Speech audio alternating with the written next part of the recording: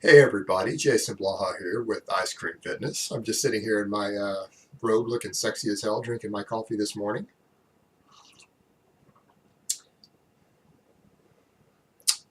Hold on, let me give you guys a bicep shot. Alright, I have a topic I want to touch upon this morning. It's something that really missed me a bit. I see it on forums a lot, and I've noticed it in some of my comments on my If It Fits Your Macros and Flexible Dieting videos. And it's this pervasive idea that doesn't go away even among people who claim to understand these concepts or claim to understand nutrition, that a percentage of your food needs to come from clean or dirty foods, and that only a certain amount of junk food is permissible due to health reasons. And I have to call that out as just being complete bullshit. And the reasons for that being is that anyone who's making such a statement, first of all, still doesn't understand nutritional science. They don't understand the concept of the role or the needs of micronutrients in the body. And they're still clinging on to this bro idea that there is such a thing as a clean or a dirty food, which scientifically speaking is complete fucking bullshit. It is a completely imaginary make-believe. It's right up there with Santa Claus and the Easter Bunny.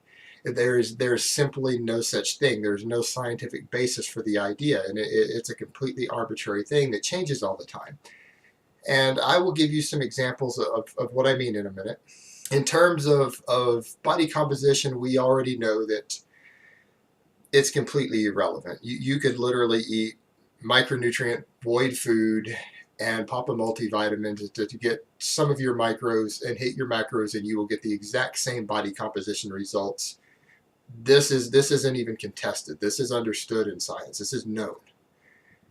However, we're talking about energy. We're talking about health. We're talking about meeting your needs. There's still this idea that you're not going to get enough micronutrient rich foods unless you only eat a certain percentage of foods that are junk food. And this is again, it's completely arbitrary. It's made up. It's nonsense. It's just numbers that people have randomly come up with that they choose to use. And if that works for them, that's fine, because this comes down to personal preference and what foods you prefer to eat and how you choose to do it. And that's a matter of opinion. That's a matter of personal preference. And so therefore, I can't quantify or judge that. But when it comes to advising other people to do it, we have a problem. And I'll give you a couple of examples. I will use a hypothetical individual, and I'm going to break down some diets that go well above 50% junk food that still meet all of the micronutrient needs and would be considered healthy from a nutritional science perspective. They're not bad for health, barring things like allergies, food intolerances, things like that. I mean, obviously, the gluten in some of these foods, if you have celiac disease, is a problem. If you have a severe lactose intolerance or a casein allergy, obviously what I'm going to recommend is a problem. But for normal individuals who don't have these specific medical issues, these are not a problem. And let's take an individual. Let's take an average guy who works out. He's been working out a year or more, and he's 5'10", 180 pounds, 15% body fat. Pretty reasonable numbers for someone who's been lifting weights for a year or two. And if he's been training hard, and let's say this person's activity level puts them at around a 2,800 calorie maintenance, which again isn't unreasonable. And this person needs around 180 grams of protein because of their body weight. So if this person were to consume 300 calories out of their 2,800, if they wanted to follow maintenance, from boneless, skinless chicken breast or really lean turkey breast fillets, and maybe get 100 calories from a really micronutrient rich fibrous vegetable, and change it around from day to day so that they get diversity, and they spend about 100 calories on that, they've only eaten 400 calories out of their 2,800 calories, and they have 2,400 left.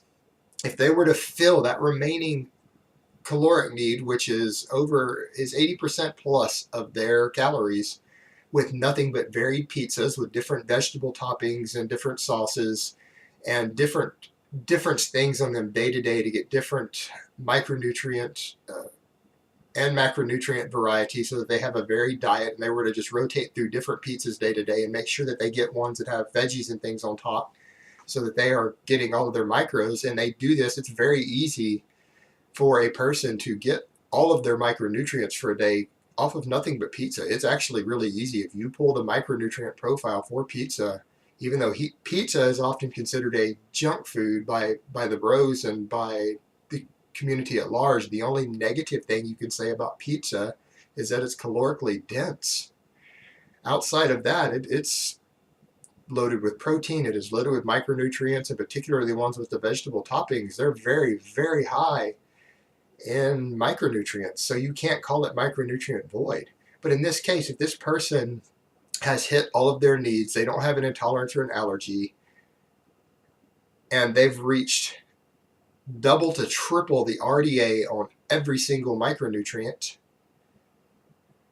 they're getting sufficient fat, sufficient protein, and they're not even in a caloric surplus, so there's not even a health issue to consider there.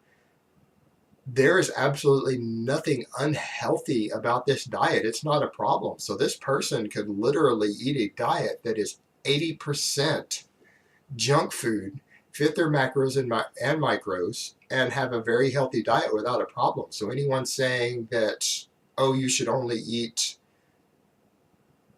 10 to 20% of your calories from non-clean foods is blowing smoke up your ass.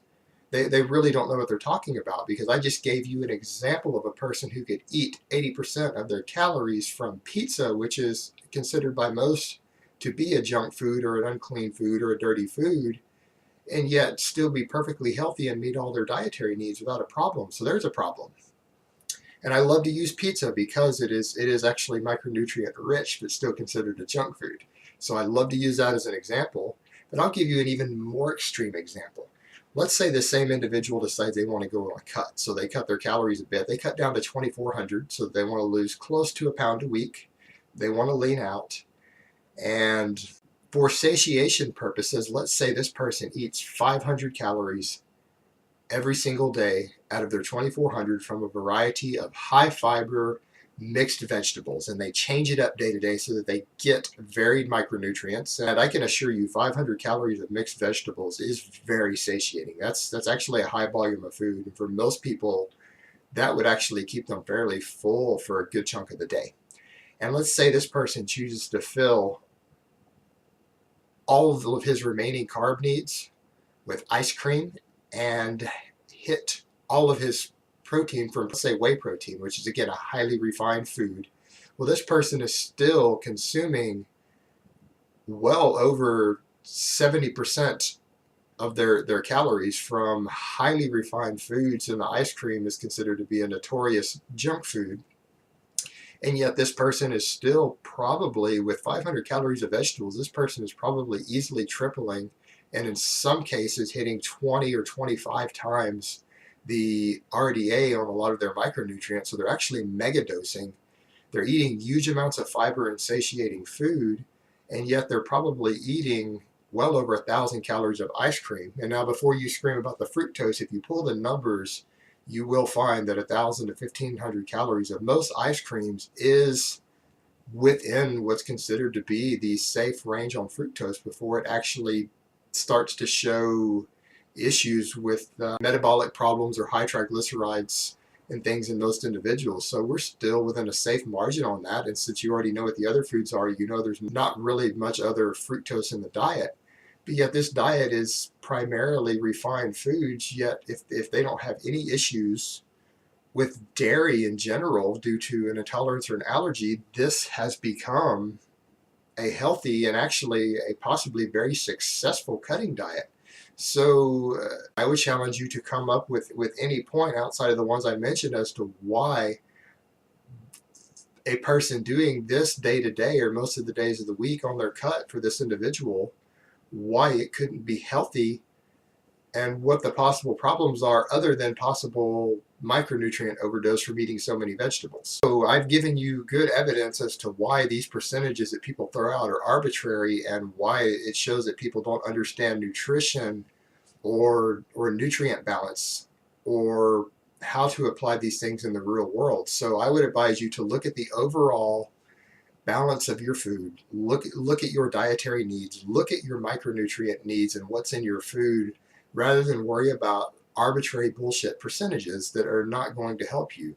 These people are trying to be helpful, but they can't let go of their inner bro. They still have this bro science and the bro lore stuck with them that they can't seem to let go of. And when you look at it both scientifically and nutritionally, there's no reason to hold on to this idea that certain percentages of your diet should come from clean versus dirty foods in order to have a healthy, balanced diet. It's just completely irrelevant. And I hope this has been informative for you, and I will talk to you next time.